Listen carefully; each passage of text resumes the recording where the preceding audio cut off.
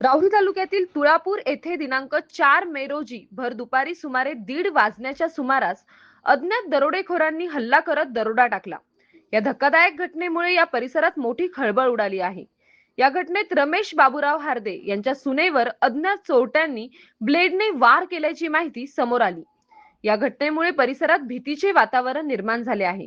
मिळालेल्या माहितीनुसार आरोपींनी घरात घुसून दरोडा टाकत चोरी केली. दरम्यान घरातील सुनेने विरोध करण्याचा प्रयत्न केला असता तिच्यावर ब्लेडने हल्ला करण्यात आला. जखमी अवस्थेत तिला तात्काळ उपचारासाठी जवळच्या रुग्णालयात हलवण्यात आले. घटनेची माहिती मिळताच पोलीस व कर्मचारी तात्काळ घटनास्थळी दाखल झाले होते. त्यांनी परिसराची पाहणी सुरू केली असून पोलिसांनी घटनास्थळी पंचनामा केला असून पुढील तपास पोलीस निरीक्षक संजय ठेंगे यांच्या मार्गदर्शनात सुरू आहे. या प्रकरणातील आरोपींचा शोध घेण्यासाठी पोलिसांनी पथके तयार केली असून पोलीस पथक या परिसरातील सीसीटीव्ही फुटेजची तपासणी करून माहिती घेत आहे. सतीश फुलसौंदरसह राजेंद्र म्हसे, MS न्यूज 15, राहुरी. अशाच नवनवीन बातम्या पाहण्यासाठी चॅनलला सबस्क्राईब करा.